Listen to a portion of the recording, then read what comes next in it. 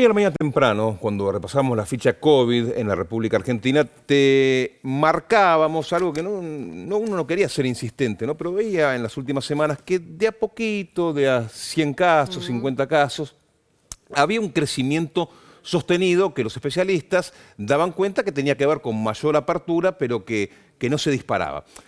No sabemos si se disparó o no. Ayer hubo un incremento un poco mayor, vamos a esperar los números de hoy, pero muestra una certeza de que el tema todavía está vigente y que la pandemia no ha pasado y no es parte del olvido. Por eso, para hablar de este tema, de este crecimiento que se sostiene desde mediados de septiembre nada más y de muchas otras cosas más, ya estamos aquí en el estudio con el ministro de Salud de la provincia de Buenos Aires, con Nicolás Creplac. ¿Qué tal, ministro? ¿Cómo va? Gracias. ¿Cómo están ustedes? Gracias por haber venido. Bueno, y consultarle, a ver, ¿existe este crecimiento sostenido desde mediados de septiembre, según nos enteramos en las últimas horas, a raíz justamente de una especie de sondeo, ¿no? De promedio general? ¿Es para preocuparse? Bueno, en verdad lo que está pasando, nosotros tuvimos 20 semanas de descenso continuo, desde finales de abril hasta septiembre, y a partir de ahí ya van 5 semanas donde uno tiene una semana que sube un 5%, la otra semana baja un 5%, sube un 10%. La semana que pasó subió un 12% en la provincia de Buenos Aires, subió. Esta semana todavía el promedio es a la baja por esta semana, porque tuvimos un día feriado. Y ustedes, esto ya estamos medio acostumbrados, en verdad el seguimiento día a día no es la mejor forma porque hay semanal, variaciones, ¿no? Y como hubo un feriado, generan unas alteraciones. Entonces, lo que sí podemos decir con total seguridad es que estamos en una situación epidemiológica muy buena respecto a lo que fue. Estamos en un 4% de lo que fue el pico. Nosotros en la provincia llegamos a tener 12.000 casos por día y estamos en promedio en 450, 460 casos.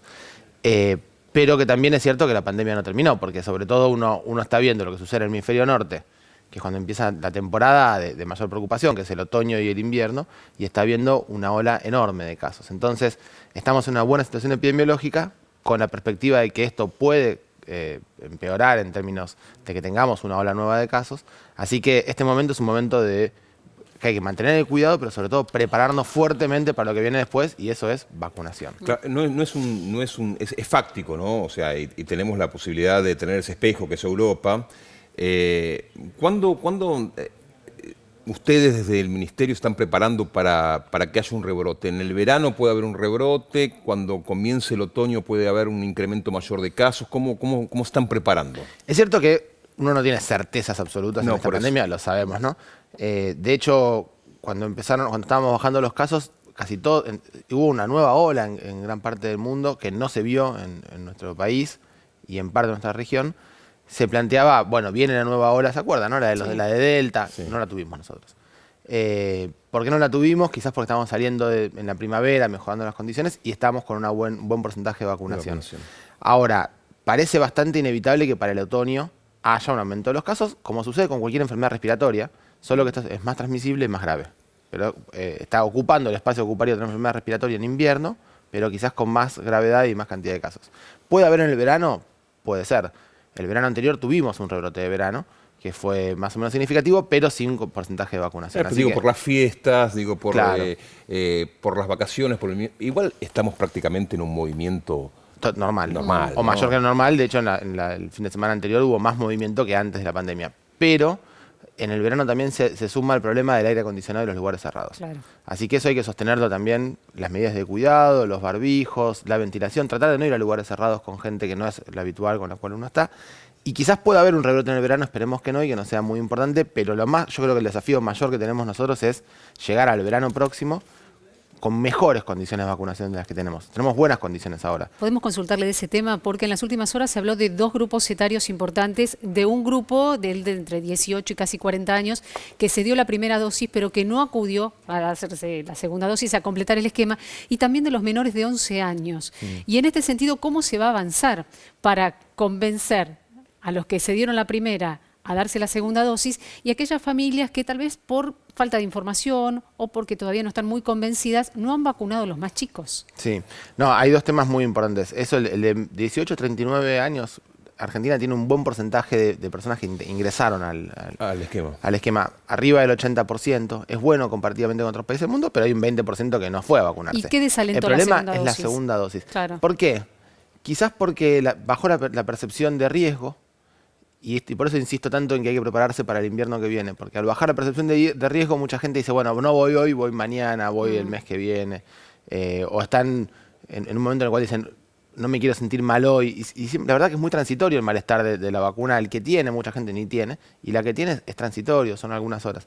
La verdad que hay que recomendar que se den la segunda dosis. Es muy importante eso porque reduce la capacidad de contagiarse y de contagiar a otros. Claro. Así que esto es muy importante. Y después con los chicos, menores de 11 años, sucede todavía una campaña de comunicación muy compleja, donde se... ¿No debería el gobierno, los gobiernos provinciales, ser un poco más enfáticos en cuanto a esa campaña? Porque más allá de lo que ha sucedido, ¿no?, con algunos especialistas, pediatras, que piden todavía que se espere para vacunar a los chicos, ¿no hay alguna forma, digamos, más allá de lo que implica que nosotros estemos hablando en este momento de la vacunación para los menores? Nosotros estamos haciendo muchas cosas, pero entre ellas comenzamos un trabajo con las escuelas esta semana, en donde en las escuelas se están dando talleres, parte de un módulo pedagógico donde se habla de cuál es la importancia de la vacunación y de las vacunas para los chicos, para los padres, para los docentes. ¿Talleres con los chicos y con las familias Sí. o solamente con los chicos? No, con los chicos se ha abierto también a la familia, son distintas intervenciones pedagógicas, porque creemos que también hay que educarse al respecto. En esto circula mucha información falsa,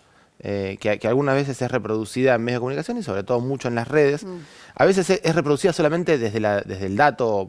Ayer se hizo una denuncia, se menciona la denuncia y eso ya genera alguna duda en la población. La verdad que tenemos una vacuna muy segura. Tenemos 2 vacunas que se utilizan en los chicos, que es la de Pfizer y la de Sinopharm. Están las 2 muy probadas, son las 2 muy seguras. Están muy probadas en nuestro país, además. Es decir, no solo están probadas en bibliografía externa, sino acá están probadas, tenemos buenos resultados. Hemos visto que la cantidad de chicos que eran, hasta hace 5 semanas, habíamos llegado a tener casi un 30% de los casos pertenecientes a menores de 18 años. Ahora con la vacunación eso está bajando de vuelta y ya no son más los chicos el principal grupo que se contagia. Es decir, la eficacia se está viendo claramente. Hay que hacer un esfuerzo para vacunar al resto. Entre los que no se vacunaron, entre los que recibieron la primera dosis nada más, tenemos en la República Argentina varios millones. ¿Temés que el próximo brote de la pandemia sea una pandemia de los no vacunados, como sucede en Alemania, como sucede en Austria, como sucede en Italia? No te digo en España, porque en España ha habido un nivel más fuerte de vacunación, pero sí lo vemos en el norte de Italia, llamativamente, que fue el lugar donde más pegó la pandemia en el principio, y sin embargo hay altos niveles de no vacunación. ¿Temés que haya una pandemia de no vacunados en la República Argentina? Si no lo evitamos, si no reducimos la cantidad de personas sin vacunarse, es casi un dato inevitable, ¿no? Esto es así. Puede haber contagiados entre los vacunados, pero entre 15 y 20 veces más va a ser la prevalencia en los no vacunados. Entonces, arriesgarse a tener 20 veces más probabilidades de enfermarse y de terminar gravemente enfermo, yo creo que no tiene ningún sentido. Me parece que hay que hacer un esfuerzo muy grande como sociedad en este tiempo de no olvidarnos de la pandemia, no solo para las medidas de cuidado, sino porque son meses claves. Tenemos, por suerte, una ventana de oportunidad de 4 meses, de 3 o 4 meses, donde podemos vacunar millones de personas. Nosotros seguimos con los vacunatorios de lunes a lunes, trabajando todos los días, más de 100.000 vacunas por día ponemos en la provincia de Buenos Aires. Hay que lograr que toda la población quiera vacunarse. También estamos dando terceras dosis, que son muchas veces mucho menos importante que la primera y la segunda dosis que nos han dado. Entonces, vamos a dar las terceras dosis también. ¿Explicás un poquito de eso? Porque hay toda una confusión y hay un poquito de ansiedad. Porque es una mezcla medio extraña entre el que no se quiere vacunar, el que se dio una vacuna y no le da bola a la segunda, y el que está desesperado por la tercera. Claro. En este momento se están aplicando. La tercera dosis es para quienes recibieron Sinopharm, ¿verdad? Más de 50 años y que recibieron Sinopharm. El refuerzo, que no es tercera dosis, que es una tercera dosis pero pensada como refuerzo del esquema completo, ¿a quién se le está dando en este momento en la provincia de Buenos Aires? Estamos con los trabajadores de la salud que se han vacunado hace más de 6 meses. Terminamos de vacunar a ellos, son en la provincia aproximadamente 500.000 personas y seguiremos por edad, que fueron los que hace más tiempo se vacunaron. Entonces, de los más grandes iremos dando los turnos. Durante el mes de diciembre, enero, a los que ya pasaron 6 meses que se vacunaron y empezaremos por los más grandes. Es decir, si tenés la segunda dosis y todavía no se cumplieron los 6 meses de la segunda dosis, no te vuelvas loco porque no te va a llegar el turno hasta que no se cumplan los 6 meses de la segunda dosis. ¿Por qué no se lo estamos dando? Porque la eficacia es mayor cuando pasa un tiempo. Claro. Porque tiene que volver a levantar las defensas que habían caído con el paso del tiempo. Si uno le da 4, 5, 6 dosis de vacuna, todos con una semana de diferencia, no gana efecto. Claro. Ministro, una consulta. Estaba buscando los nombres de los jugadores de fútbol. Dos jugadores del Bayern Múnich en Europa, y me permito traer a cuenta justamente este ejemplo, se vacunaron después de que dos de sus compañeros contrajeran la COVID porque no habían recibido la vacuna. ¿Qué hizo el equipo? Les dijo, si no se vacunan, les bajamos el sueldo a los jugadores, les bajamos el cachet o como se llame, el contrato. ¿Qué piensa usted sobre la posibilidad de declarar obligatoria la vacuna contra la COVID en la Argentina? Yo creo que es una discusión muy importante, que tenemos que darla. O es obligatoria o es indispensable para determinadas cosas, para poder acceder a lugares comunes, lugares al trabajo, a la universidad. Yo creo que es una discusión muy seria que tenemos que darnos porque cuando uno no se vacuna, no solo se pone en riesgo a sí mismo, pone en riesgo a los demás. Y la verdad que creo yo que viendo lo que está pasando en Europa, lo que hemos experimentado en la primera y sobre todo en la segunda ola en nuestro país, me parece a mí que no tenemos derecho a ir a enfermar a los demás porque uno no se quiere vacunar. Si uno o es obligatoria o es indispensable para estar en los lugares comunes. Yo creo que es una discusión que tenemos que darnos. Podemos llegar a pensar en esta tercera dosis y en este refuerzo hasta como del comienzo de una campaña para transformar la vacuna en obligatoria. Yo creo que es una discusión que no es solamente sanitaria, que es una discusión que debe tener, además entiendo yo, el ámbito legislativo, claro, pero que tenemos que tener al menos ese debate público. ¿Puede ser a nivel local, por ejemplo, que lo decida la provincia de Buenos Aires y que no lo decida otro distrito, o tiene que ser a nivel nacional? Yo soy de creer mucho en la necesidad de un sistema nacional de salud. Claro. Nosotros tenemos reuniones, de hecho, mañana nos juntamos todos los ministros de vuelta en lo que se llama COFESA, que es el Consejo Federal de Salud, todos con la ministra de la Nación, y seguramente discutamos este tema. A mí me parece que las decisiones que se toman unilateralmente en una jurisdicción generan confusión. Si yo lo tomo en la provincia, no en la ciudad, uno dice, pero yo vivo en la provincia, trabajo en la ciudad, claro, ¿qué hago? Me parece que tenemos que tomar decisiones, si son coherentes, están basadas en ciencia, nos podemos poner de acuerdo entre los ministros. Creo yo que hay que hacer un trabajo en la sociedad bien grande y en todo caso que sea el legislativo el que lo pone. ¿Se está estudiando la posibilidad en el ámbito de la provincia de Buenos Aires, quizás coordinado con la ciudad, de una suerte de Green Pass, como se le denomina, de un carnet que te habilite para, sobre todo si pensando en el otoño, algunos países de Europa están volviendo a confinamientos selectivos, es decir, para aquellas personas que no están vacunadas? ¿Puede pasar eso también en la República Argentina? ¿Están pensando en algún mecanismo de ese tipo? Claro, yo creo que son las dos discusiones. ¿Cómo logramos llegar a estos millones de personas que no se han vacunado? Nosotros hacemos colectivos que van y vacunan en los barrios, en los trenes que van a los parajes más alejados de la provincia, vamos a las escuelas a vacunar, es decir, hacemos todo tipo de campaña territorial desde hace casi un año que estamos haciendo esto en todos lados. Es decir, las opciones para vacunarse todo el mundo las tiene en su casa, a la vuelta de su casa, cuando se va a trabajar. Ya no hay nadie más que esté sin posibilidad de acceder a la vacuna. El que no se vacuna es porque ha decidido que no se quiere vacunar, por diversas razones lo postergó, quizás no es que es una antivacuna, sino que no tomó la decisión de hacerlo. Entonces yo creo que hay que tomar una decisión, sobre todo de cara al otoño que viene, más dura al respecto de aquel que no se quiere vacunar, si es que puede elegir, es una discusión, porque las vacunas, el resto de las vacunas del calendario son obligatorias. Claro. ¿No? Para ir a la escuela son obligatorias, la escuela es obligatoria. O es obligatoria o sucede un Green Pass, una tarjeta sanitaria que te permite subir al transporte público, ir a trabajar, si no, uno expone a los demás y es injusto, sabiendo ya todos, digamos, estando completamente demostrado y teniendo experiencia a nivel mundial, que hay que seguir cuidándonos. Me permito cambiarle de tema, tuberculosis. Durante las últimas horas y en esta semana en particular estuvimos hablando de un aumento importante de casos, ya que estamos hablando de vacunación. Bueno, ¿cómo enfrentar esta situación? Porque volvieron a aparecer algunas enfermedades que en el marco de la pandemia estaban, no sé si escondidas o por lo menos con gran cantidad de gente dentro de sus domicilios que, bueno, no se extendieron. Bronquiolitis, que apareció fuera de la temporada habitual. Digamos, ¿qué acciones se están tomando en este sentido? Y si es un motivo de preocupación, porque la tuberculosis volvió a estar en boca de todos. Sí, la tuberculosis es una enfermedad que es bíblica, ¿no? Se caracteriza por tener una distribución mucho mayor en las condiciones, en condiciones sociales o socioambientales más empobrecidas. ¿Por qué? Porque depende mucho del hacinamiento, de cuestiones nutricionales. Entonces está en nuestro país y se agrava cada vez que tenemos dificultades o peores condiciones de vida. Lo que es muy complejo es el tratamiento, con lo cual es importante que se hable de la tuberculosis para hacer el diagnóstico oportuno y saber que el tratamiento, que es un tratamiento que dura 6 meses, hay que hacerlo muy observado, con mucho cuidado. Nosotros estamos haciendo una campaña de seguimiento y de tratamiento observado, se llama así, que es garantizar que se pueda hacer bien el tratamiento. No es una enfermedad, la tuberculosis, que genere brotes, como pasa con el COVID o con la bronquiolitis, porque no es muy contagiosa, sino que para contagiarse tiene que haber ciertas condiciones particulares sociales. Claro, la bronquiolitis empezó de vuelta porque no tuvimos, entonces hay mucha población susceptible. Con tanto movimiento y clases empieza a verse también estos contagios. Los argentinos históricamente somos muy talentosos en muchas cosas, pero también somos muy improvisados en otras. Y a veces tenemos la posibilidad de no serlo. Y yo creo que usted no lo es en absoluto, porque sabemos cómo trabaja. ¿Estás pensando en el otoño, preparando al sistema de salud con tiempo, que no falte oxígeno como se temió que falte en algún momento, con las previsiones? Ojalá que no haga falta, pero por las dudas. ¿Se está preparando el sistema de salud nuevamente? Sí, en verdad nosotros cuando preparamos el sistema de salud, lo preparamos no de una manera temporal, digamos, no alquilamos las cosas que necesitamos, sino que lo hicimos crecer de una forma sostenida. Que pueda dar respuestas. Y que quede establecido. Entonces, por ejemplo, respecto al oxígeno, además de lo que puede hacer la industria que vende oxígeno, el sistema público de la provincia de Buenos Aires tiene ahora una capacidad de producción propia de oxígeno. Claro, que eso es muy importante porque en algunos momentos logramos evitar, sorteamos la falta de oxígeno porque tuvimos producción propia de oxígeno y quedó establecida y ahora está.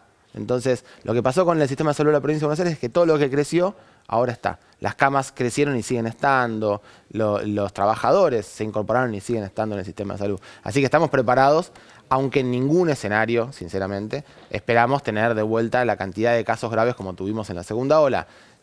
Lisa y llanamente por la vacunación. Tenemos más del 80% de la población vacunada, sobre todo los de más riesgo.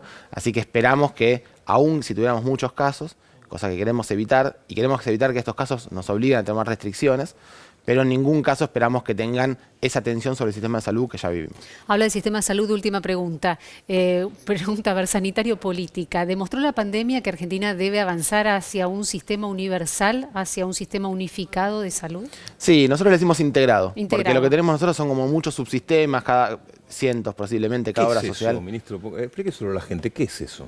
Y todos sabemos, ¿no? Que uno dice, yo tengo tal obra social, entonces a mí me piden la autorización, o yo tengo tal médico porque tengo tal obra social. Y la verdad que es tan distinto la forma en la cual uno se relaciona con el sistema de salud, si tiene obra social, si tiene prepaga, qué plan tiene.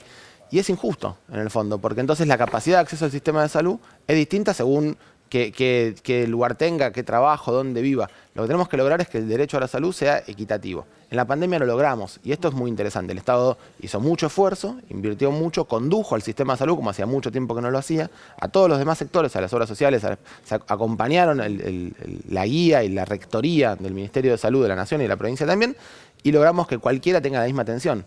Y esto lo vimos. Y está en números incluso, ni en la provincia, al menos de Buenos Aires, ni se enfermó más gente, ni falleció más gente por ser pobre que de COVID, por tener que si fuera más prepaga, por ejemplo. No hubo diferencia de acceso. Eso no sucede con otras cosas. La verdad, sinceramente, es que hay mayor posibilidad de acceder a una atención cuando uno tiene determinadas coberturas que en el sector público, que tiene que esperar, que hay... Entonces, lo que nosotros tenemos que lograr hacer es una discusión que todo el sistema de salud estamos viendo cómo lo hacemos, y es indispensable que lo hagamos, y esto es cierto la pregunta, estamos todos trabajando en esto, tenemos que lograr que el derecho a la salud sea único. ¿Cómo lo hacemos? Integrando los sistemas de salud para que no quede nadie desfasado, que no haya demasiado para alguien y muy poco para otro, que sea equitativo. Ministro, gracias por haber venido. ¿Me dejas una última semblanza? A ver. Hoy es el cumpleaños de Diego Maradona. El sistema de salud no puede hacer nada por él. Lo que demuestra de que más allá de haber estado en lo más alto, de haber sido un dios en la tierra, cuando no cuidas tu salud no te salva nadie, ¿no?